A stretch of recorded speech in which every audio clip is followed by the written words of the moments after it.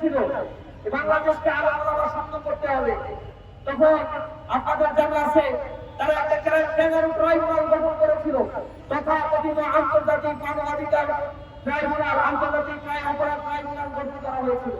সেই অপরাধ ট্রাইব্যুনালে যাদেরকে বিচারক হিসেবে নিয়োগ দেওয়া হয়েছিল, নিজামুল হক অথবা ওবায়দুল হাসান অথবা যাদের চেয়ারম্যান করা হয়েছিল, তারা সবাই ছিল আওয়ামী দোসর, আওয়ামী লীগের নির্বাচিত একজন বিচারক, যারা সাধারণ, তারা ঢাকা বিশ্ববিদ্যালয়ে পড়াকালীন সময়ে ছাত্রলীগের রাজনীতির সাথে জড়িত ছিল। তাদেরকে বাছাই করে বাংলাদেশের আইন অঙ্গনকে, বিচারালয়কে কলুষিত করে এই তথাকথিত ট্রাইব্যুনাল গঠন করে বিচারের নাটক মঞ্চস্থ করা হয়েছিল।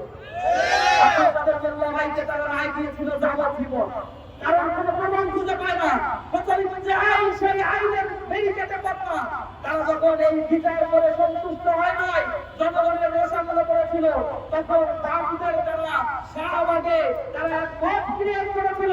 এই স্বাধীন বাংলাদেশের প্রথম মততন্ত্রের উৎপত্তি হয়েছিল এই শাহবাগে। পাঞ্জাবের জগতে একটি বিশ্বস্ত নাম শাবাব এথনিক ওয়্যার। দেখেছিলাম এই শাহবাগে দাঁড়িয়ে তারা বলেছিল কোনো বিচার মানিয়ে না, ডাইরেক্ট ফাঁসি দিতে হবে। সেই ফাঁসির আবেদনের পরিপ্রেক্ষিতে সরকারের সর্বোচ্চ সকল মিডিয়াগুলোকে এখানে নিয়ে এসে ফুলে পেটে বড় করে সেই ছোট্ট আন্দোলনকে দেখানো হয়েছিল।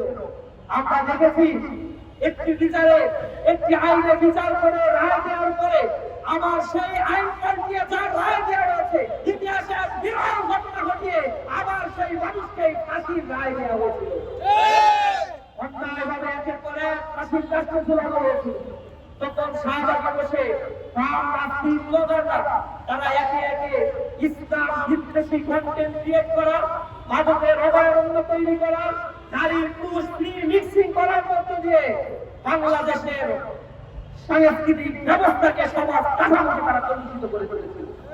সেখানে ব্লগাররা একের পর এক আমার প্রিয় নবী হযরত মুহাম্মদ মুস্তাফা সাল্লাল্লাহু আলাইহি ওয়াসাল্লামের নামে, পুরো জীবনে তার পরিবারের নামে ব্যক্তিগত শব্দ তারা ব্যবহার করেছিল। তখন তাদের বিরুদ্ধে কোনো পদক্ষেপ নেয় নাই। ওই সরকার ছিল ইসলাম বিদ্বেষী নাস্তিক সরকার।